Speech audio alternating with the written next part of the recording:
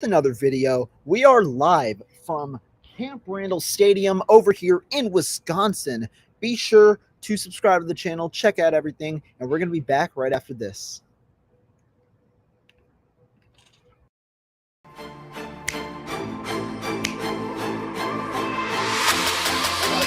Let's go get him. Let's go get him today, man. Let's go. Hey, dominate on three. 1, 2, 3. Dominate.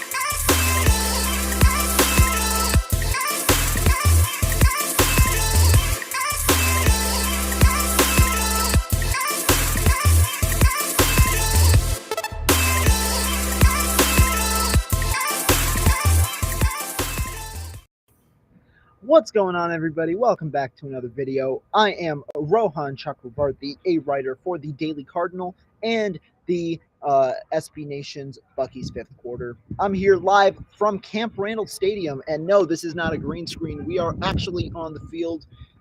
What we're talking about today, the Wisconsin Badgers against the Illinois State Redbirds. The Badgers won 38-0 today. It was a pretty one-sided game, although in the first half it was a little slower. The Badgers were not on offense for that much, only up 17-0 at the half. Couple of missed opportunities necessarily, like an early Marcus Allen drop, but be sure to stay tuned for the entire post-game recap and all of my position-by-position breakdowns. Starting it off, we got to talk about the quarterbacks. Quarterback Graham Mertz today completed 14 of 16 passes for 219 yards, a whopping quarterback rating of 223.1, completing 88% of his passes. Now, Graham Mertz had a good game statistically. Do I think the performance was elite? No, but overall, I thought Bobby Ingram had done a really nice job in creating looks for Graham Mertz. Bobby Ingram, obviously the former tight ends coach for the Baltimore Ravens, hired as the offensive coordinator for the Wisconsin Badgers this past offseason, and you could see the simplistic offensive style, at least in game one, that he brought on from the Ravens that created easy looks as wind comes on. It is pretty cold out here. It's 10:20 p.m. out here in Central Time, but Bobby Ingram had he kind of created simplistic looks, screen passes, mesh routes, just different crosser routes for his receivers to get open and for Graham Mertz to have open targets without being under pressure. Now remember, Illinois State, FCS team, the talent necessarily isn't as high as some other teams that the Wisconsin Badgers will face this year, but overall, that's important to note. Take everything with a caveat. But talking about the Wisconsin Badgers and their team, you got to go with quarterback Graham Mertz, like I said, with that 14-16 performance. I honestly thought he played pretty well today. He was able to hit what he got. He missed a couple of reads. There was a read on Wisconsin's last touchdown drive that he was in. Graham Mertz, looking to his left, saw the two receivers on crossing routes over the middle from the outside, but he had the tight end going towards the flat. Eyed the tight end, missed him, would have been a touchdown there. Instead, dumped it off to Isaac Garendo for like a 2-yardish type of catch on a pretty nice throw. But overall, that was not the best from Graham Mertz on that specific read. The Badgers ended up scoring, no harm, no foul. But Graham Mertz today, pretty solid performance against lower competition. Great job, though. I give the biggest grade of the day to Bobby Ingram. He had a great offensive style early on. Even when Graham Mertz was missing looks sometimes, he was able to connect because of how open receivers were, and it was a pretty simple read. One thing about Graham Mertz that I got to say, though, sometimes, especially when he's going out of the pocket, he does have a tendency to tuck his head and run instead of looking downfield to make a throw. Not necessarily the most prolific passer off the run necessarily. At least he hasn't had the volume to say so yet. But Graham Mertz, solid performance overall. I thought that this performance likely warrants an A from Graham Mertz, and that's pretty high praise coming from a guy who doesn't necessarily grade high when doing my stuff for the 49ers. Real quick, got to give a shout out to No Border Sports. As always, thank you for your support. But continuing on with the quarterbacks, there was an interesting development today. Earlier on Monday, when Paul Chryst was asked about who's going to be the backup quarterback, was it going to be Deacon Hill or was it going to be Myles Burkett? And the question was answered today. Deacon Hill was seen wearing a headset the entire game, did not enter the game. Instead, it was Burkett. And afterwards, Paul Chryst said in the press conference that he was fairly comfortable with Burkett. I don't know if that's going to stay for the remainder of the season. Does he get Deacon Hill some reps? And remember, Burkett didn't really play that much in terms of passing. He had 0 completions. On his one drop back, Logan Brown allowed a sack. And so not much to take away from it. It's garbage time, and they were up 38-0 at the time as well. Not too much to take away from it. It was the backups playing. But interesting development, given that when we were given the depth chart, Deacon Hill was QB2, Miles Burkett was QB3. Now let's move on to the running backs. Braylon Allen, obviously the star of the day, had 14 attempts for 148 yards and 2 touchdowns, including a whopping 96-yard touchdown run, the longest in UW-Madison history in terms of Badgers football. So that topped James White's previous run, I believe, of 93 yards, which was announced up in the press box where I was at. And so great game from Braylon Allen. You take away the 96-yard run, it is 13 attempts for 52 yards, a much more meager average per attempt. But some things that I see from Braylon Allen, the vision is pretty solid. He's able to bounce off these. Different tacklers, and able to get yards after the contact, which is an important facet given how big he is. Pretty fast for his size, and he's got good cutting ability when he utilizes it.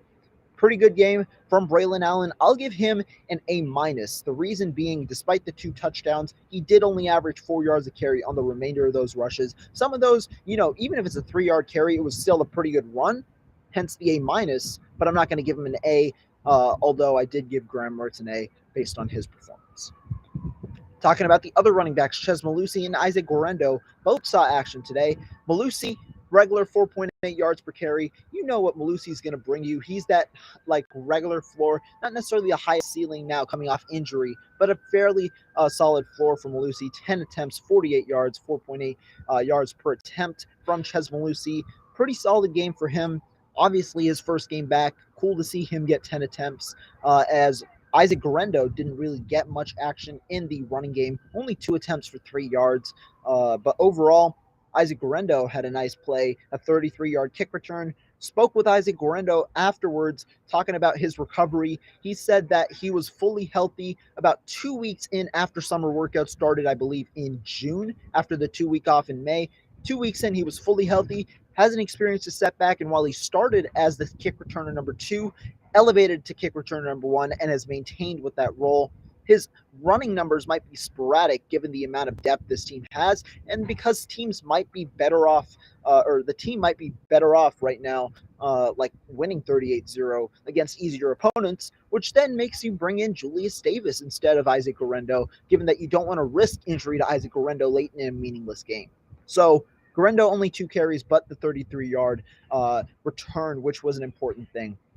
Those were the 3 main running backs. I talk about Julius Davis again. He got 6 carries for 37 yards in garbage time, pretty much 6.2 yards per carry. But again, it was against an FCS level team's backups. So I don't take too much from the performance, but good day for the running backs. Overall, the Wisconsin running backs had 37 attempts, 221 yards, 3 touchdowns, and 6 yards per attempt overall on significant volume. So great job there. No Border Sports here asking who had the biggest hit of the game. Unfortunately, it was a late hit by the Wisconsin Badgers that ended up resulting in a first down. So I don't know if you can take it with the best part, but there were 2 interceptions from Badgers, the defensive backs. That was a pretty good point of the game. But continuing forward, let's move to the wide receivers. Everybody thought, wow, it's going to be, Marcus Allen completely fallen off the depth chart. Keontez Lewis might have been there. K-Lee, as they call him. He might have been up there on the depth chart because of his blocking ability. I've said it before. He could have been there. But Marcus Allen had sky-high potential, and we saw it today. First passing play from Graham Mertz, it was a beautifully placed spiral ball on 3rd and long, and it went right through Marcus Allen's hands. However, Mertz continued to try and hit Allen. He had the most targets in the game, 5 targets overall, 3 catches for 34 yards. Good game for Marcus Allen. Obviously a guy who they might expect to have a little more volume this year because of, obviously, a younger room. Kamari Dike, he was a guy who, obviously, being the leader of this room so far, he's the redshirt junior, the oldest player, I believe, or the second oldest player in the room, but one of the more accomplished players. Last year, catching 19 passes for 272 yards. This year, he starts off a little slow in the first game. It was kind of a weird first half. The Badgers, they scored off a interception return touchdown, and because of these penalties that they had on defense, it was a bit of a delayed game in the first quarter, as the Illinois State Redbirds kind of slowly moved the ball, which meant the Badgers defense was on the field for a majority of the time. In fact, I believe 18 minutes into the game, the Badgers were on the field for only 4 offensive plays or something like that. So, it wasn't that much in general. But talking about Kamari Dike, you saw the potential he had. He caught a screen pass, took it 74 yards today. Doesn't necessarily have that deep speed to where he could blaze past it was a really, really fast defender over there from Illinois State, who actually made a very, very impressive play. Went from one side to the other side. Great play by him. But overall, good game for Kamari Dike. Had 2 catches, I believe, not 2, 3 catches on the day for 106 yards and a touchdown on 3 targets. Allen, like I said, the top receiver. But those were the 2 highlights. Skylar Bell was involved, but not as much. Caught 2 screen passes, I believe, 21 yards in total. Those were the 3 receivers only targeted. Again, only 16 passes attempted here by Graham Mertz today, and only 16 overall because the Badgers were able to run the ball significantly. You heard earlier this offseason that Bobby Engram might be wanting to incorporate a lot more passing, running, a little bit more of a balance. Well, they didn't need to today because they had such success running the football, averaging 6 yards a carry, despite running the ball 37 times as opposed to passing it 16 times. Moving on to the tight ends, though. A bit of a bigger surprise this offseason has been the emergence of Hayden Ruchi, a guy who's been injured, has been a good blocker, but Jack Eschenbach was expected to be one of the starters in the 2 deep alongside Clayton Cundiff, but no, it's Hayden Ruchi. And you might have expected that to be, Hayden Ruchi is a solid blocker. What does the Baltimore Ravens utilize in that tight end room? Bobby Engram's specialty, a blocking tight end and a receiving tight end. You got Mark Andrews there, and you got Nick Boyle there. And then you remember, what do they do this offseason? They drafted 2 other tight ends in Isaiah Likely and Charlie Kolar, with one potentially going into the slot at times in Isaiah Likely. Well, today, we saw Hayden Ruchi actually being utilized in a receiving role a little more. 2 targets, 2 catches, 27 yards, but also had a nice block, one of the better blocks of the day on the Braylon Allen 96-yard run. So good. It was a good multifaceted game for Hayden Ruchi today, but Clayton Cundiff was the other starter. He had 2 catches for 23 yards on his 2 targets, so 4 catches overall for the tight ends on 16 targets. Pretty solid, and it was a little unexpected that he would target the tight ends a little less compared to the receivers, but it also shows something good in that Graham Mertz, that is trusting his receivers a little more, trying to build that confidence, especially in a game here where it's a little more meaningless given the score. So good performance by Graham Mertz overall, and good performance by the receivers. For the running backs, overall, I'm probably going to grade the group an A- an A given the performance. And guess what? I'm bumping Braylon Allen up to an A because he had the 96-yard touchdown, so you can't discount that. So I'm giving him an A, the entire group an A. That's a pretty solid start overall. Moving on to with the tight ends and the wide receivers. Wide receivers, I'm going to give a B plus, or either a B to a B plus. Remember, the drop by Marcus Allen did occur, and the offense was a little stagnant at times. And especially with Graham Mertz at your quarterback position, it's going to be tough overall to you gotta make sure you get that separation early. Otherwise, he's going to tuck down and he's going to run if he has to extend out of the pocket. So good performance overall. But moving on now to the defensive side of the ball, we got to talk about the defensive line. Defensive line, you got to start with Nick Herbig. Obviously, the star of the defense, had 2 sacks on the day and was easily beating junior right tackle Peyton Nash consistently on the right side of the on the right side of the Illinois State offensive line.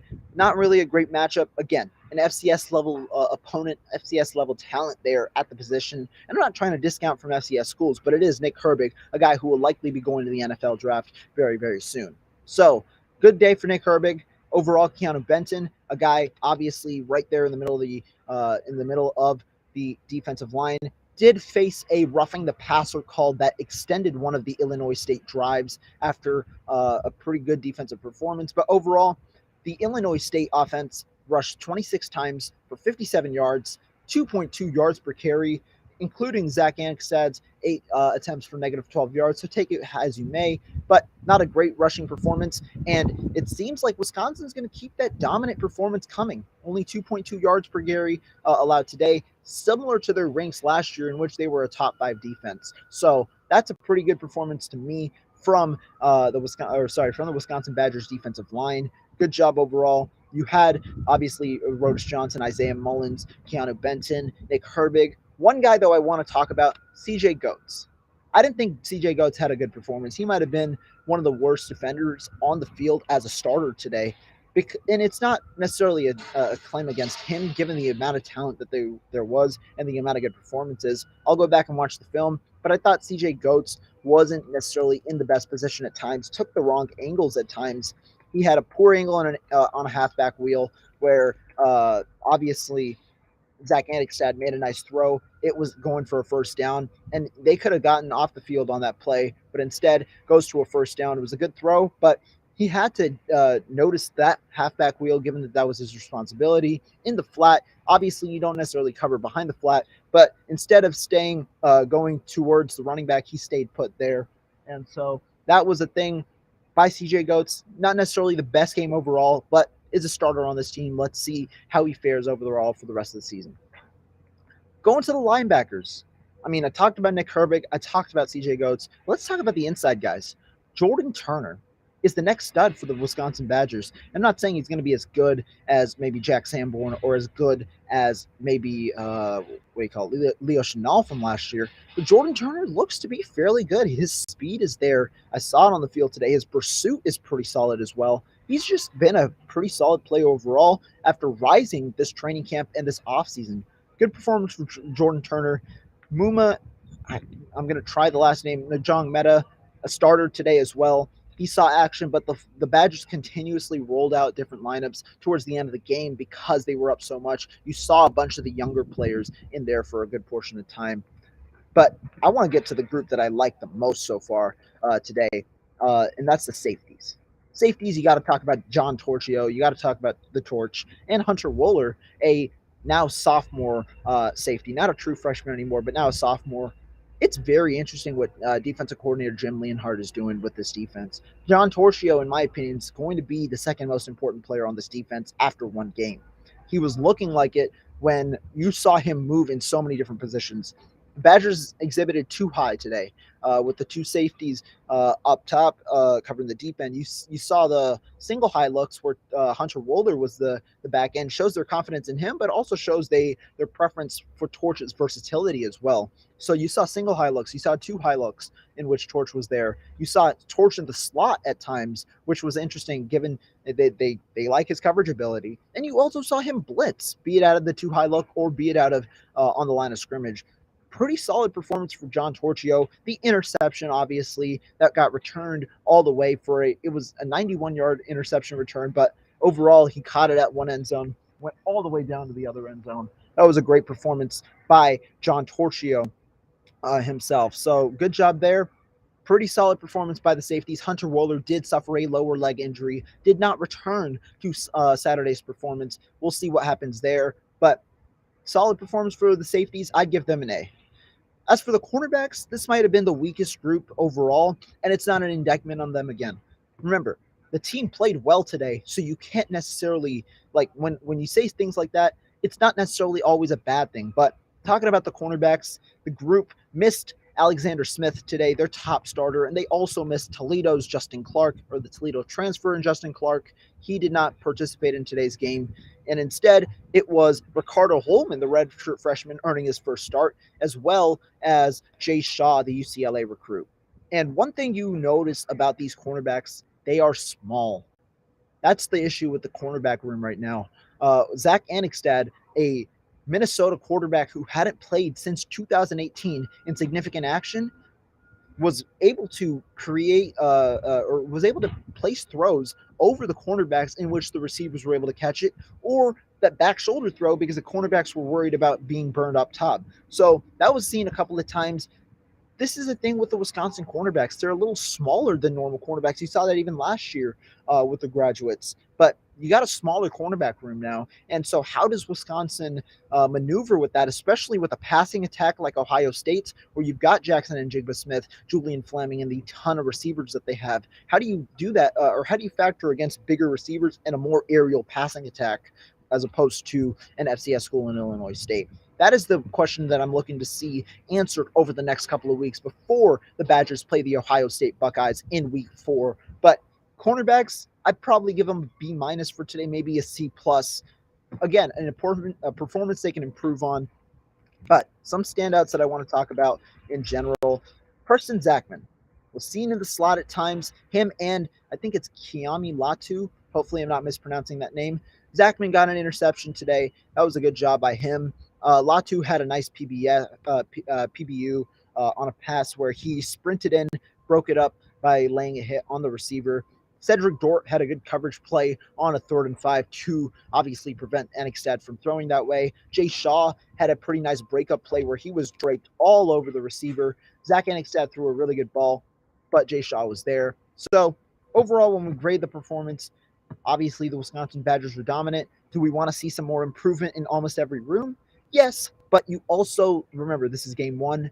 Pretty solid performance from the Badgers. Be sure to be ready for my post-game interview overall. Before we end today's show, Ryu is asking anyone the 49ers should watch on the Badgers. It's not going to happen because he's going to get drafted earlier than the 49ers will probably be able to afford a spot. Braylon Allen on the 49ers would be pretty cool. I mean, him in his physical running style, he's probably a close top round pick, somewhere around there, top to mid round pick at least. But the 49ers could be looking for him. Another guy, if you need a tackle, Jack Nelson moved from right guard to left tackle today. Badgers exhibit versatility. They've had Tyler Beach move from left tackle to left guard. Nelson moved from right guard to left tackle. You got different players that can play different positions. But, I didn't talk about the offensive line, so got a little sidetracked there. Offensive line was a little shaky on the right side today. Riley Mallman and I think it's Portney, I believe, at right guard right now. I got to check it's number 74. Got to check the name pronunciation again. But overall, the right side's got a little bit of work today. Mallman got injured, got replaced by Logan Brown with another lower leg injury. Brown had one good rep, he had a nice run blocking attempt, obviously pushing his defender away, allowing a hole to be created towards the right side in a run that Malusi got 3 yards, but did allow 1 sack on a pretty poor play on Burkett's only drop back. So, you have the good and the bad. Offensive line is going to be a work in progress on the right side. Left side was pretty stout today. We'll see how that goes. Tyler Beach, talked to him after the game, or in the press conference. He had one of the better plays of the game, had a nice pull on the Braylon Allen run.